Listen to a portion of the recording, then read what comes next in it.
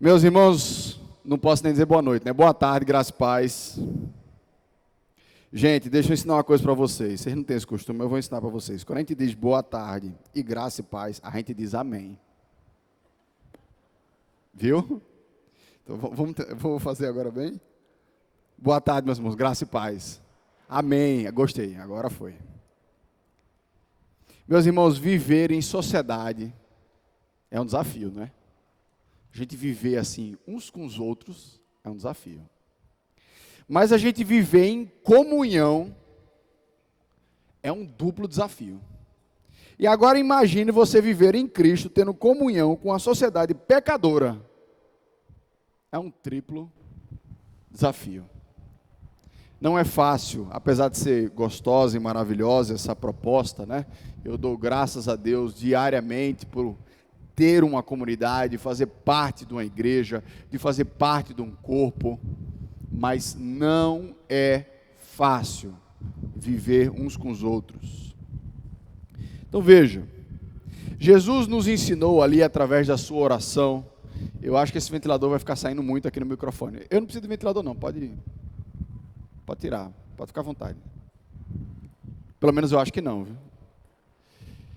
Jesus, quando fez a sua oração ali pelo seu povo, registrado em João capítulo 17, João faz um pedido, Jesus faz um pedido para Deus, que ele diz assim: Deus, eu quero que o Senhor faça que eles sejam um, como eu e você somos um. Olha o desafio.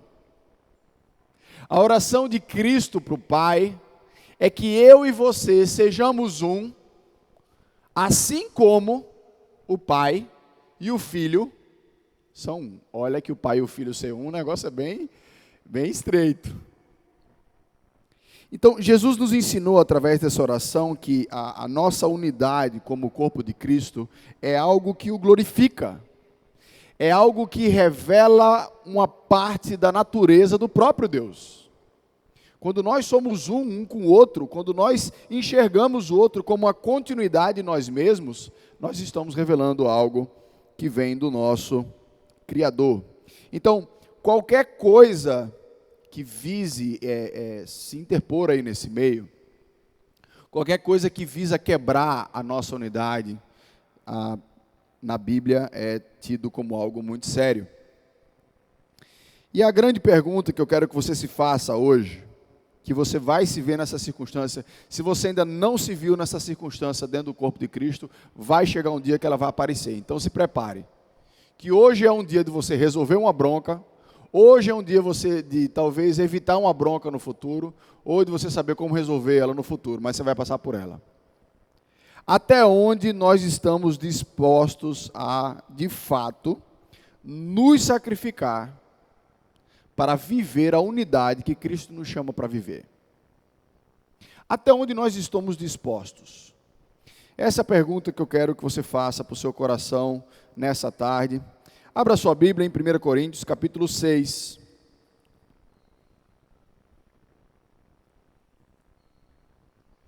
Primeira Coríntios, capítulo 6, versículo 11. Versículo de 1 a 11. Agora é assim, né? Abra sua Bíblia ou ligue sua Bíblia, né? Veja se a pessoa que está do seu lado, se ela já conseguiu abrir, se ela está com Bíblia. 1 Coríntios, capítulo 6, versículos de 1 a 11. Quando algum de vocês tem uma questão contra o outro, como se atreve a submeter isso a juízo diante dos injustos e não diante dos santos? Ou vocês não sabem que os santos hão de julgar o mundo? Ora, se o mundo deverá ser julgado por vocês, será que vocês não são competentes para julgar as coisas mínimas? Por acaso vocês não sabem que havemos de julgar os próprios anjos, quanto mais as coisas desta vida? Portanto, quando precisam julgar negócios terrenos, por que vocês não constituem como juízes aqueles que não têm nenhuma aceitação na igreja? Digo isto para a vergonha de vocês. Será que não existe nem a menos um sábio entre vocês que possa julgar entre seus irmãos?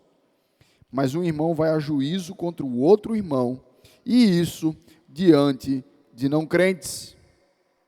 O simples fato de moverem ações um contra os outros já é a completa derrota para vocês.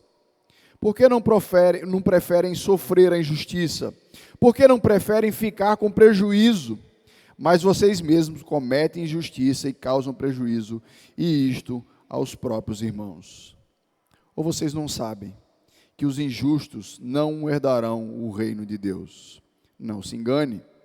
Nem imorais, nem idólatras, nem adúlteros, nem afeminados, nem homossexuais, nem ladrões, nem avarentos, nem bêbados, nem maldizentes, nem roubadores herdarão o reino de Deus.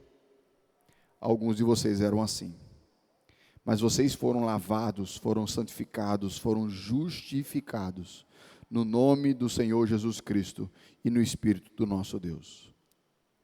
Vamos orar? Senhor Deus, nosso Pai, te agradecemos, Senhor Deus, por essa tarde, por esse momento, a gente poder estar juntos, envolto da Tua Palavra, para sermos ministrados, ó Pai, pela Tua própria vontade, pelo Teu próprio querer, ó Pai, através do texto bíblico. Me usa, Senhor Deus, nessa tarde, para a honra e glória do Teu santo nome. Que o Teu Santo Espírito encontre em mim um canal, ó Pai, limpo, para levar a pureza, ó Pai, da Tua mensagem a cada um que está aqui presente. É assim que nós choramos, em nome do Teu Filho amado Jesus. Amém. Muito bem, meus irmãos, nós temos visto, né, os vários problemas que a igreja de Corinto estava enfrentando. Problemas de grupinhos, de predileções de seus líderes, ou rebeldia contra os seus líderes, problema de falta de compaixão uns com os outros, um problema crônico de soberba que não fazia eles enxergar o seu próprio erro. E aqui Paulo traz uma nova questão aí a essa problemática toda. Parece que os coríntios só se juntavam para esconder pecado, né? Porque para resolver o negócio estava bem complicado. E Paulo aqui apresenta mais uma bomba que pode provocar uma grande desunião dentro de qualquer corpo de Cristo, qualquer manifestação visível, né, do corpo de Cristo.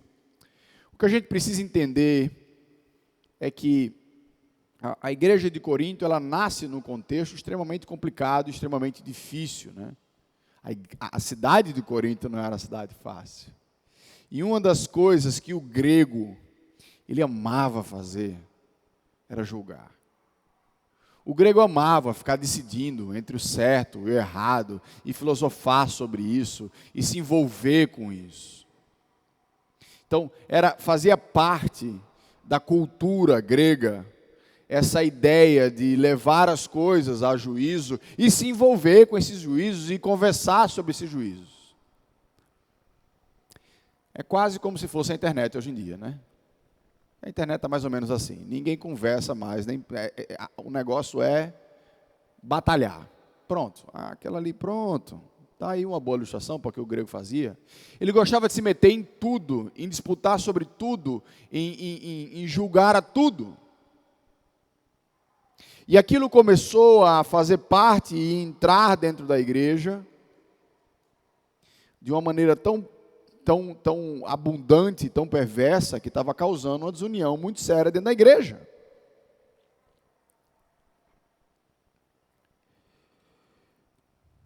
Então o que acontecia? Um irmão, o que é que você precisa pensar nesse texto aqui? Que a gente está falando de crente com crente. Uma pessoa que conhece o evangelho, que conhece o perdão da palavra, e o outro que conhece também. Um irmão faz uma coisa contra outro irmão, é assim que começa o texto.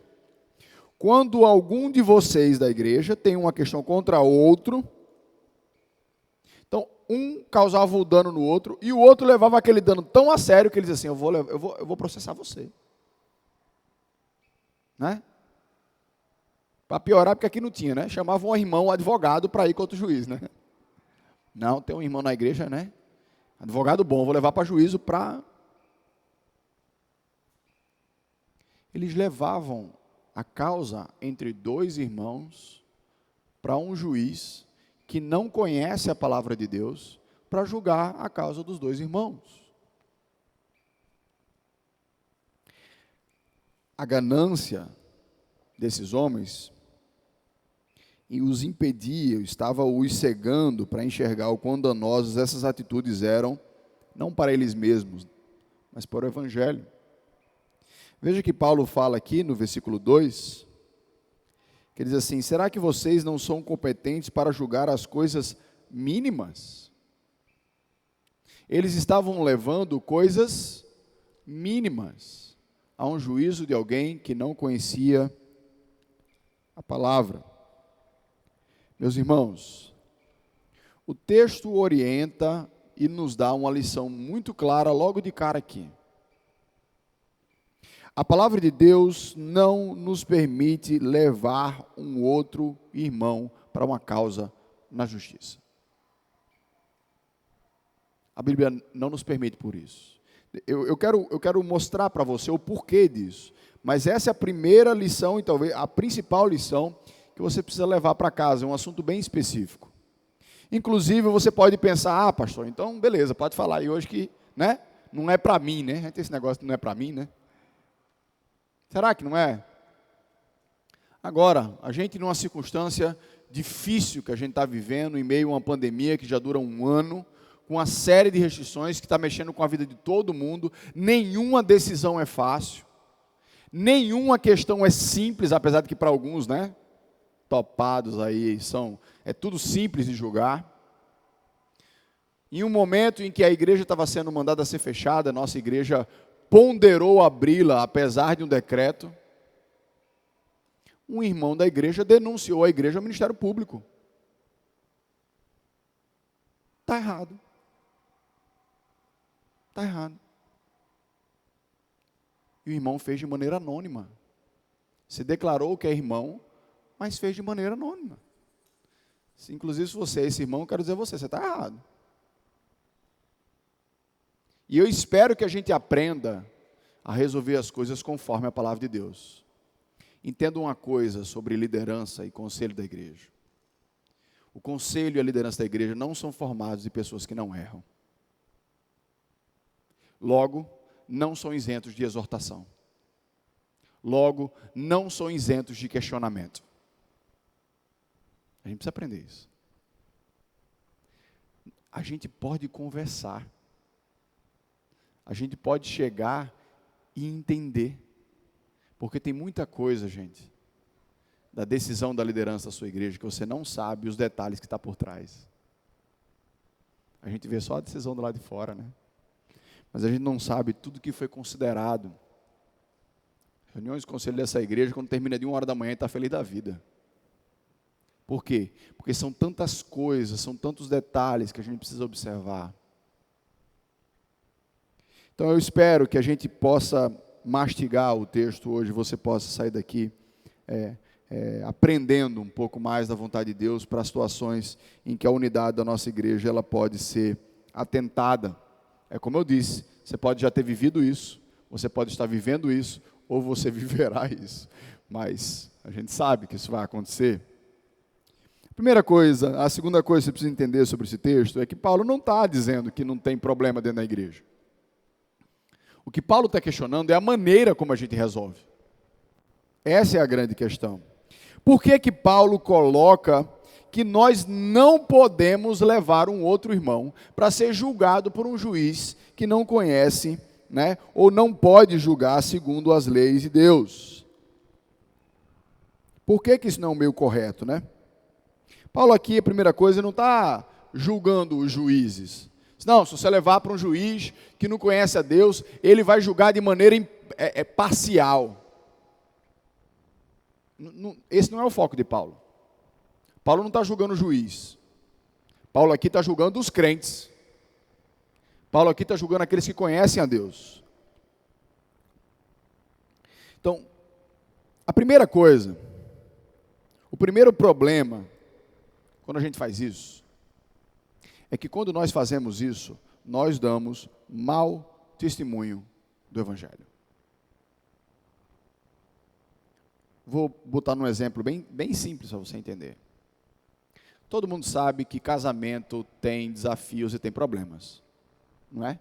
Só não sabe quem não casou ainda. Mas quem casou já sabe que dentro daquele relacionamento ali, daquela intimidade, principalmente na hora de deitar na cama de dormir, né? Aparecem alguns desentendimentos. E que um dos sinais de que esse casamento está muito ruim é quando esse desentendimento não fica mais dentro da intimidade. É quando você tem um casamento em crise. Pode precisar de ajuda externa para trabalhar, para melhorar? Pode, também é normal. Só que se tudo que acontece dentro de um casamento, eu levo para o meu amigo, eu levo para a minha amiga, eu falo para não sei, o que é que vai acontecer com esse casamento? Vai acabar. Porque há ferramentas do Senhor para trabalhar aquilo ali dentro da intimidade. A Bíblia fala, gente, que longe do povo de Deus, no mundo, há Satanás. Satanás ama o escárnio. Então, qualquer coisa que acontece dentro da igreja, que alegra Satanás, ele tem a maior alegria do mundo que isso saia daqui. É por isso que vira notícia. Né? As coisas ruins que acontecem dentro da igreja vira capa de jornal. Por quê? Porque não é para ser comum acontecer isso dentro da igreja. Não é. É errado do mesmo jeito que acontece do lado de fora, mas é dentro da igreja. Então, quando nós levamos os nossos problemas internos para ser julgado por um juiz que não conhece, não teme a palavra de Deus, eu estou dando um mau testemunho do Evangelho. Essa é a primeira razão porque nós não devemos ter essa prática. A segunda razão porque nós não devemos ter essa prática é porque geralmente quando nós fazemos isso, boa parte da motivação é vingança. Alguém fez alguma coisa contra mim, aquilo me enche, aquele dano mexe tanto comigo, eu digo assim, isso não vai ficar assim. E movido pela vingança, eu boto aquela causa para frente, a ponto de chegar num juiz. Qual o problema dessa motivação? É que a palavra de Deus diz com todas as letras, que a vingança pertence ao Senhor. Está lá em Hebreus 10:30. A Bíblia nos chama para nós confiarmos na justiça de Deus. Às vezes a gente acha que a nossa justiça é melhor e maior do que a de Deus. Deus demora para julgar, Ele está muito ocupado, ele não vai se preocupar com essas coisas mínimas. Eu desenrolo aqui, preciso falar com Deus. Se Deus é o padrão, gente, do que é certo e o que é errado, Deus é o padrão da justiça, não tem ninguém que se incomoda mais com a injustiça do que Ele. Entenda uma coisa, a justiça de Deus não é limitada a esse mundo, não. A gente fica preso naquele adágio, né? Aquele ditado popular, aqui se faz, aqui se paga. Para Deus esse aí não funciona. Tem muita coisa que você vai fazer aqui que você não vai pagar aqui não. Você vai pagar num lugar muito pior, que é na eternidade. Aqui fazer, aqui pagar. Gente, olha, pensa numa coisa boa, é se tudo que a gente fizesse, a gente pagasse aqui. Porque quando a gente chegasse no céu, estava sem dívida. Ué, não já pagou?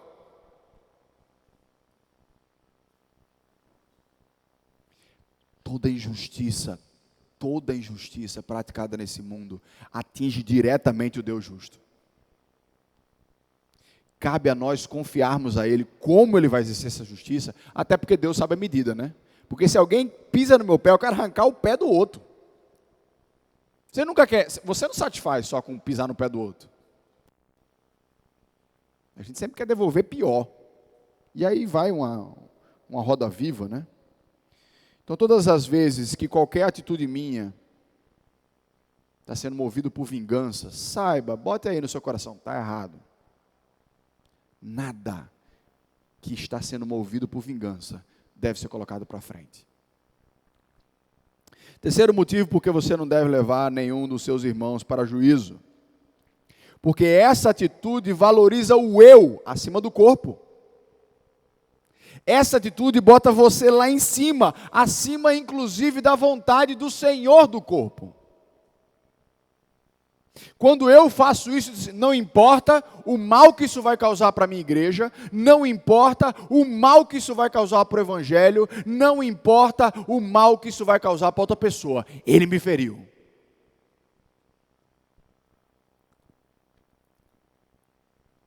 Não preciso dizer muita coisa, que isso não agrada a Deus. Porque o nosso Senhor foi ferido por uma coisa que Ele não fez. O nosso Senhor foi ferido por uma coisa que a gente fez. Você acha que Ele vai se agradar desse tipo de atitude que a gente tem? Não vai. Quarto motivo por que você não deve levar o seu irmão a juízo. É porque quando a gente faz isso, a gente revela um coração que ainda não aprendeu o quanto foi perdoado por Jesus. E como ainda não aprendeu o quanto foi perdoado, ainda também não entendeu o quanto tem que perdoar. Todo mundo que tem dificuldade com perdoar, presta atenção agora. Se você já conhece o amor de Jesus Cristo na sua vida, olha para a tua vida e vê o quanto Cristo te perdoa. Se Deus já lhe perdoou desse tanto, qual é a tua dificuldade de perdoar o outro? Jesus contou uma parábola só sobre isso.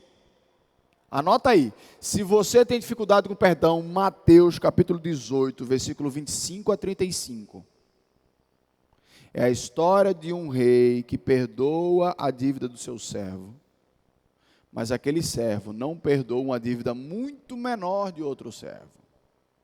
E leva o outro servo a juízo, para que ele vá para a cadeia até que pague o que deve. Resultado? O rei fica sabendo. E volta de novo e diz: meu filho, você ainda não entendeu. Como é que eu lhe perdoei de uma dívida muito maior e você não consegue perdoar uma dívida menor?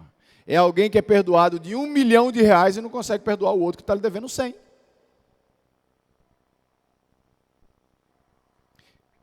Então, quando nós temos dificuldades em perdoar, e a gente leva todo o dano que a gente recebe a matar na unha e até a última consequência,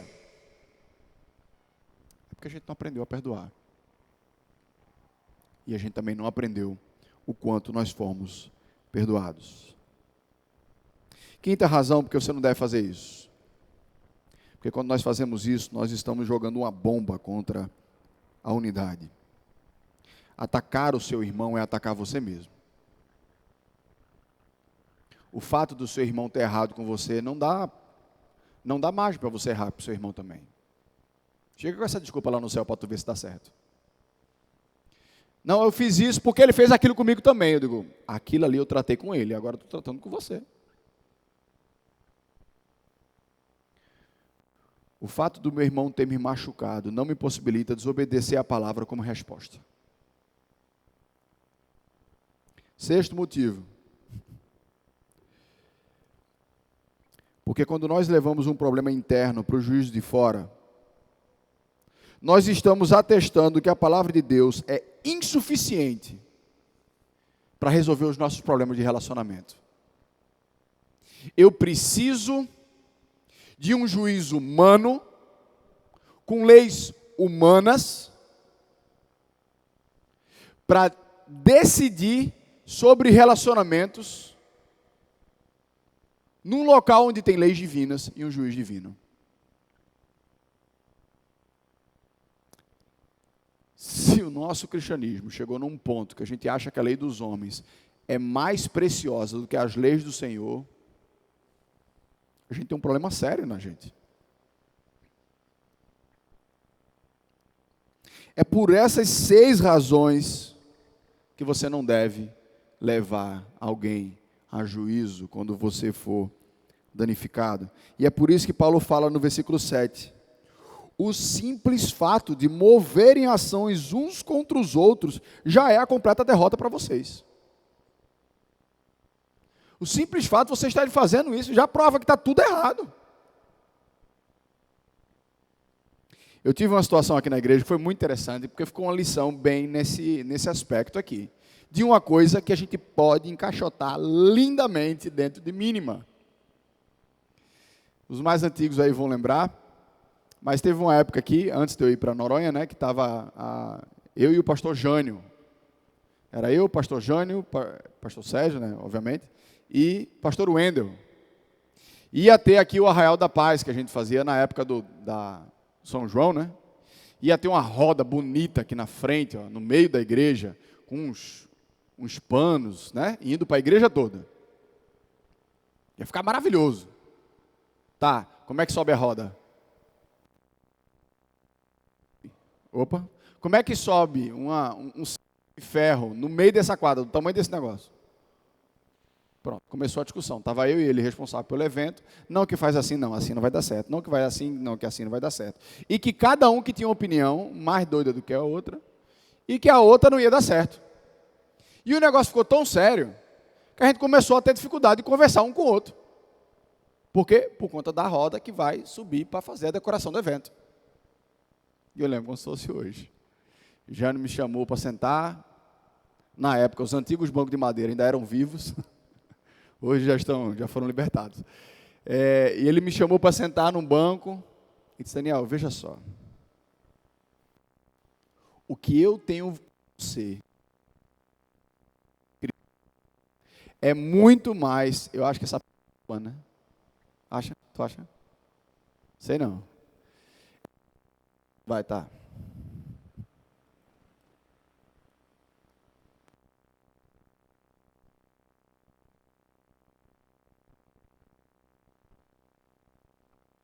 Vamos para o tradicional. Ele disse assim: o que eu tenho com você é muito mais precioso do que como esse negócio vai para cima. Se você quiser ganhar mais uma corda, eu fiz tudo no evento todo. E quebrou. Amém. A gente orou e fez: pronto, vamos fazer do seu jeito. Não, vamos fazer do seu jeito. Não, vamos fazer do seu jeito.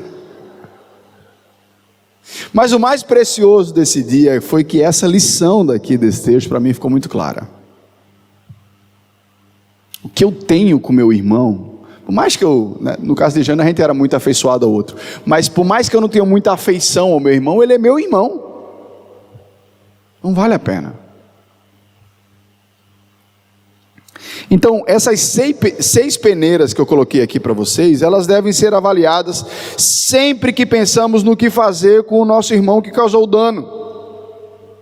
Quando alguém fizer alguma coisa contra nós, você pergunta: a maneira como eu estou pensando em resolver isso causa unidade ou desunidade? Ou desunião? A maneira como eu estou pensando em resolver isso revela o meu coração perdoador ou vingativo?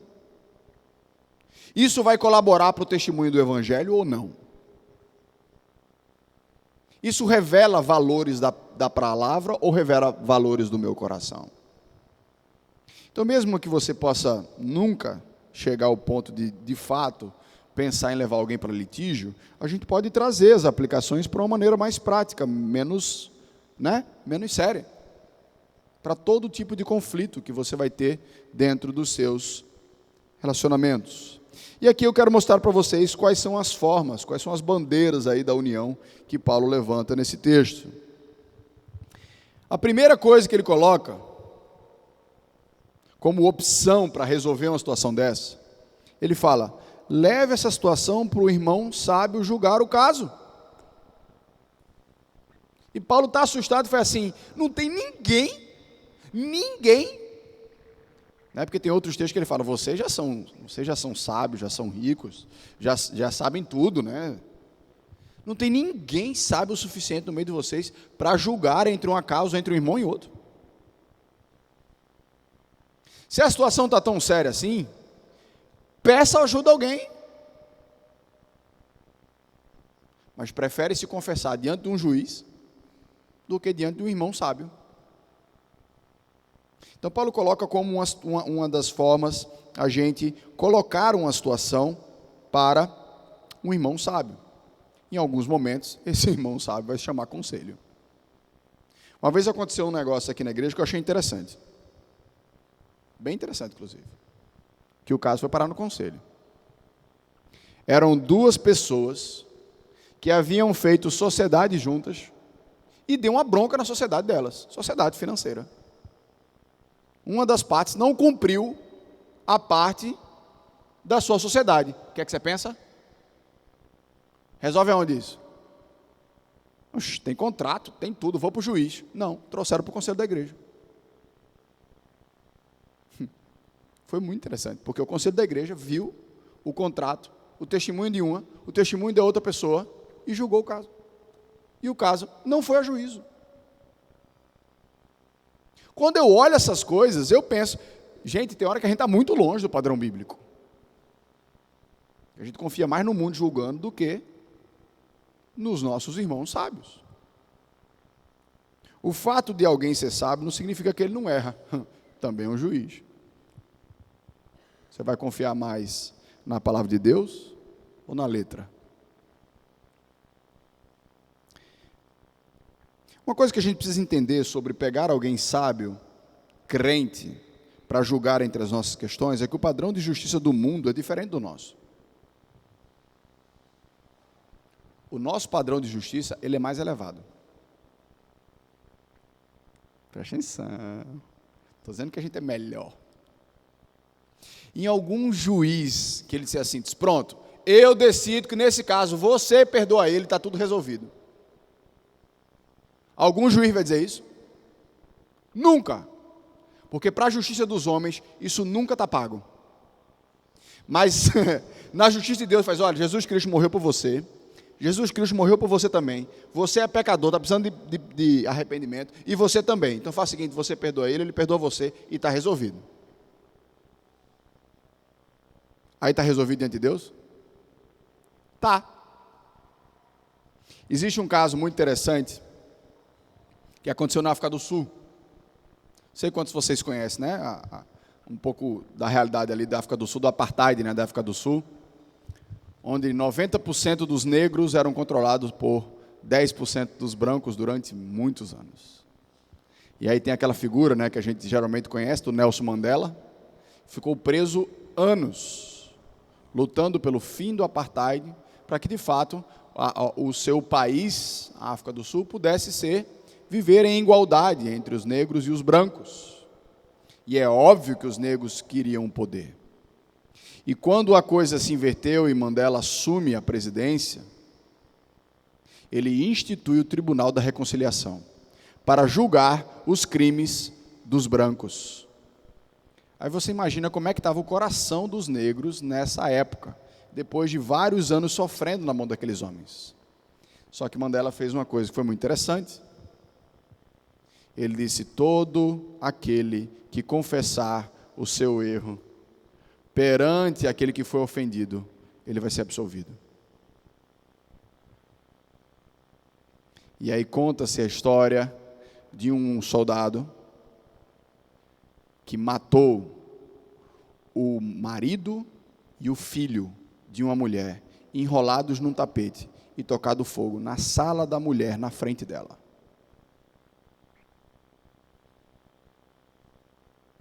E esse soldado confessou o crime na frente dessa mulher,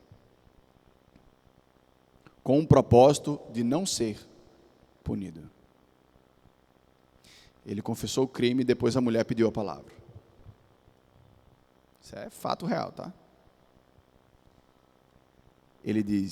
Ela disse assim, eu queria dizer duas coisas a esse homem.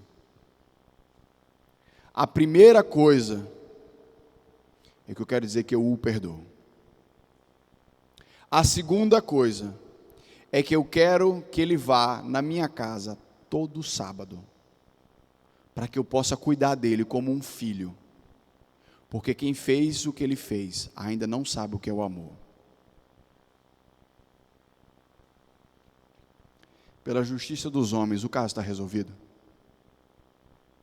Pela justiça de Deus, está lindamente resolvido.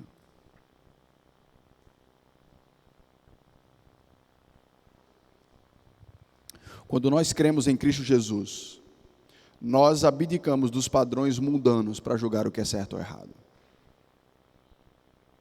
E nós ganhamos os padrões da palavra de Deus para julgar o que é certo e o que é errado. E o problema, muitas vezes, é que a nossa soberba nos impede de reconhecer e de se submeter a uma liderança que nos lidera pela palavra. É mais fácil isso. Então, a primeira opção que Paulo dá para quando a gente tem um dano contra o outro, é que alguém sábio julgue a causa.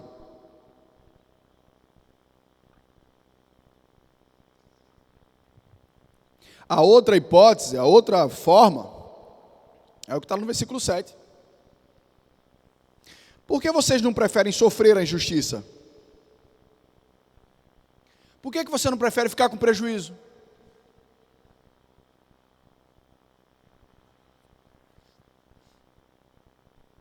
Paulo fala assim, leve o dano por causa do amor ao evangelho. Quando a gente vira pai, tem um bocado de dano que a gente escolhe sofrer em prol do filho. O primeiro dele é não dormir. Não é verdade? Não é verdade, Lucas? Você não dorme. Tem um bocado de coisa na vida que você deixa de fazer. Tem um bocado de ofensa também que você leva, né? Você está ali disciplinando, você não me ama, você me odeia, né? O que é que você escolhe fazer? Você engole. Você engole por amor ao seu filho, que você não vai devolver, vai ficar se trocando com um menino de 5 anos. Quando nós amamos mais uma coisa, nós conseguimos sofrer o dano por amor a essa causa. Se nós realmente amamos o nosso Senhor Jesus Cristo, você vai ter que aprender a amar, sofrer o dano por conta dele, porque foi isso que ele escolheu por você. A nossa alegria plena e definitiva não está nos nossos direitos aqui na terra. A nossa alegria plena e definitiva está no céu, na alegria que está proposta, onde a justiça de Deus é satisfeita do jeito que Ele quer, na hora que Ele quer. Visivelmente. Onde não há mais mal, onde não há mais dor. Então não traga aquilo que Deus reservou para a eternidade, por aqui hoje, pensando que tudo que eu quero, tudo que me é direito vai ser satisfeito aqui, porque não vai. Isso é uma expectativa antibíblica, irreal. Quando Abrão estava com Ló, né, com seu sobrinho, fora já da sua parentela, os animais dele se multiplicaram tanto que não estava dando mais na mesma área, né? E eles chegaram assim, ó, de frente para um vale. Abraão, o tio, o mais velho, disse, olha, não vai dar para a gente ficar junto porque os pastores da gente estão brigando. Ele olhou para aquele vale e falou assim, escolha o lado que você quiser. Você vai para um lado, eu vou para o outro. Aí tinha um vale, tinha um lado bem bonito, com um rio bem fértil, e o outro bem, na linguagem de pernambucana, né? Bem peba, né? Foi o que Abraão fez? Escolha. Qual foi o que lá escreveu? Eu quero ir ali. Mas menina, ali está muito melhor. E aí, Ló vai para o lado melhor e Abraão vai para o lado pior. Lado melhor que Ló escolheu? Sodoma e Gomorra.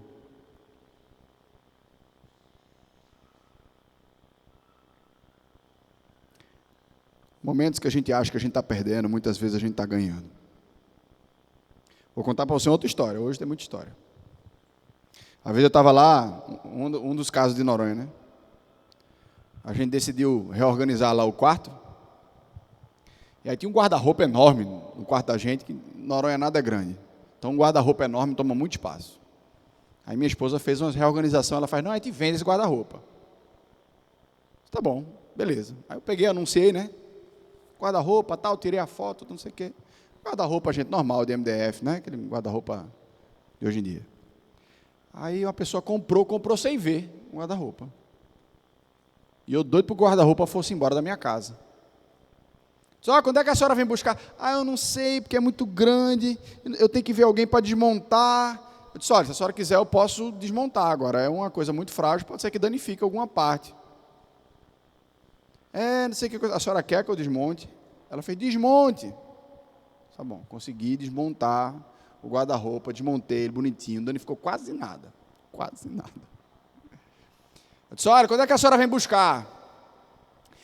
Porque não sei, porque não vai dar, porque não sei, porque... Eu doido pro guarda-roupa ir embora de casa. Eu disse, olha, tem um amigo meu, que ele tem uma caminhonete, se quiser eu levo. Levei o guarda-roupa, gente. Entre cada folha tinha uma folha de isopor. Um guarda-roupa velho desmontado. Levei na caminhonete, entreguei na casa da mulher. Ela só me pagou o preço do guarda-roupa, não pagou desmontagem, não pagou transporte, não pagou nada. Vim embora de férias. Tá bom. Liga essa mulher invocada comigo. Porque o guarda-roupa está inchado. Só que quando eu fui deixar as coisas na casa dela, a própria casa da mulher era toda úmida. Ela disse que o guarda-roupa já estava assim, que isso é um absurdo, como é que pode você, que é pastor, fazer um negócio desse?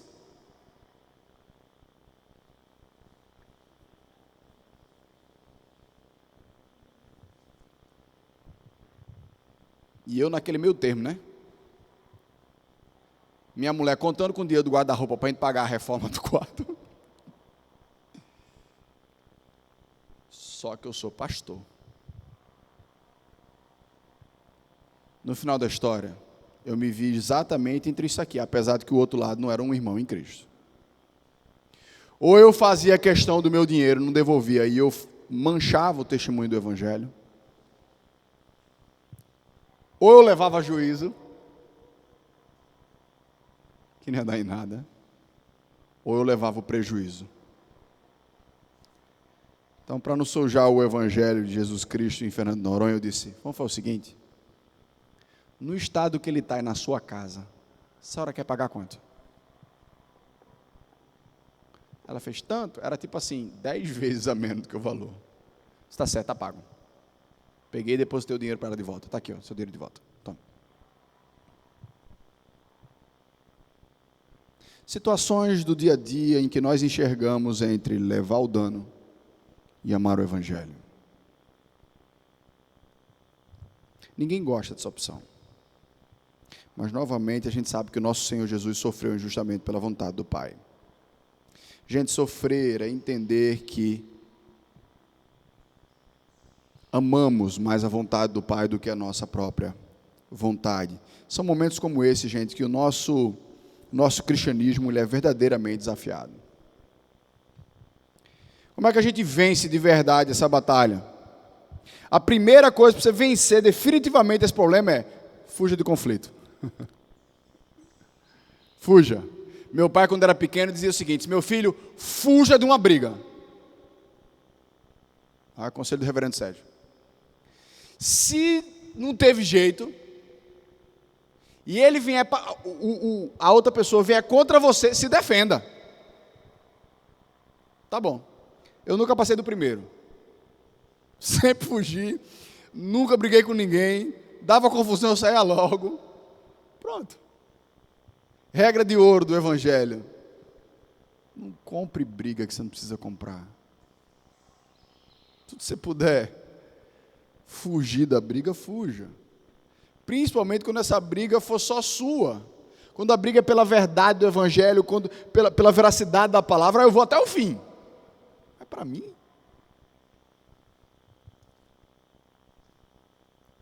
Então, essa é a primeira coisa.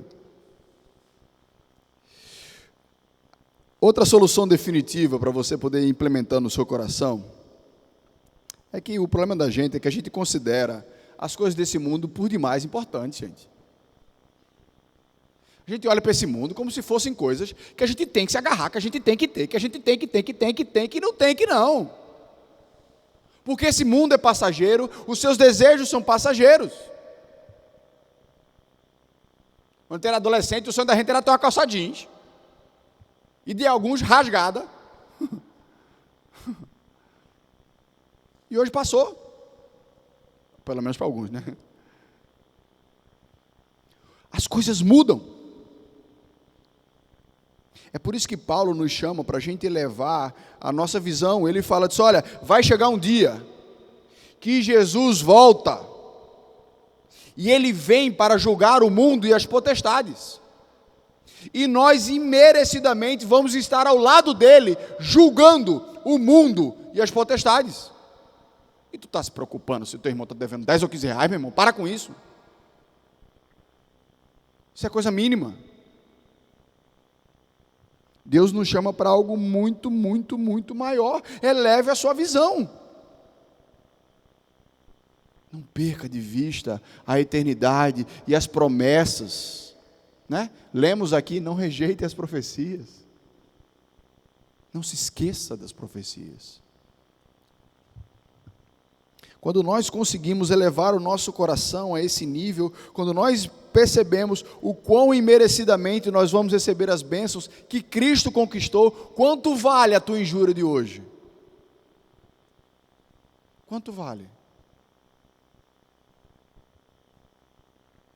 Precisamos elevar o nosso coração ao nível das promessas de Deus. Precisamos exercitar, meus irmãos, perdão, arrependimento.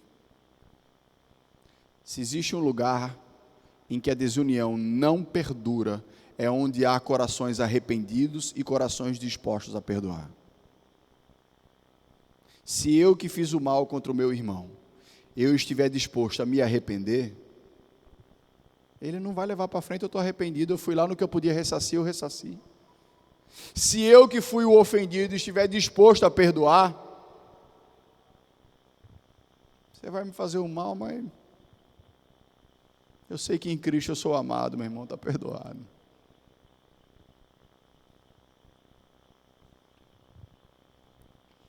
Então Paulo começa a mostrar aqui, que diz: olha, eu estou mostrando para vocês ao longo da carta vários problemas que vocês têm. Que esses problemas não sejam a sua vida.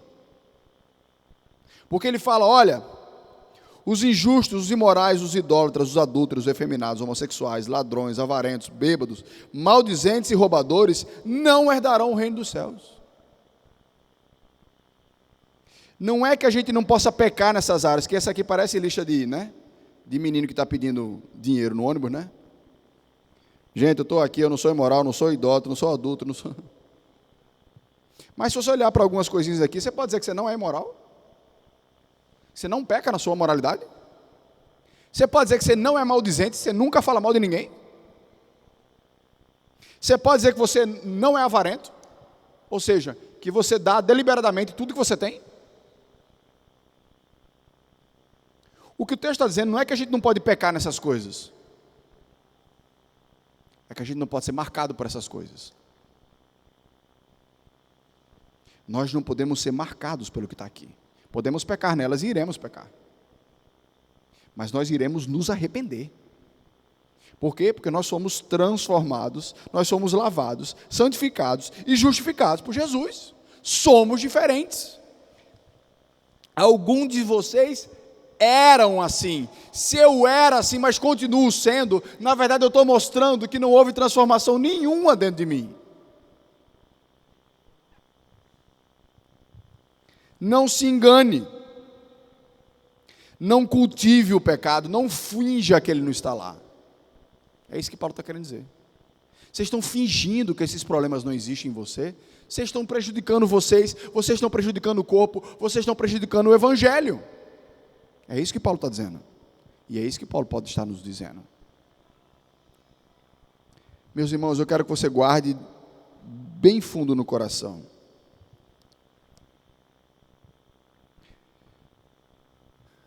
Deus já nos deu a solução para o pecado. A solução para o nosso pecado é confessar o nosso pecado através do sacrifício de Cristo Jesus. Então o problema de Deus não é com o pecado, porque Ele já deu a solução. Você tem lá. O problema de Deus é quem conhece a solução e não usa. É aquele que peca e não confessa. É aquele que peca, conhece a solução, mas não se arrepende. Pronto, com esse aí Deus tem problema. É sobre esse aí que cai a mão mais pesada. Meus irmãos, que nós possamos saber como viver de acordo com essa transformação que foi feita em nós, com esse chamado que foi feito em nós. Que não seja por nós que a unidade de Cristo seja ameaçada. Amém? Vamos orar mais uma vez? Senhor Deus, eterno Pai, te agradecemos, Senhor Deus, por essa noite.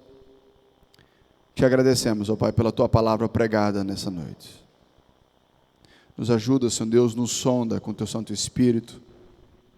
Vê se há em nós, ó Pai, um caminho mau. Nos guia, ó Pai, pelos Teus caminhos. Para que a Tua igreja, ó Pai, de fato seja engrandecida, Senhor Deus, glorificada para o Teu nome. Cada vez mais em que nós nos libertamos dos nossos pecados. Nos ajuda, ó Pai, nessa batalha. É assim que nós choramos. Em nome do Teu Filho amado Jesus. Amém.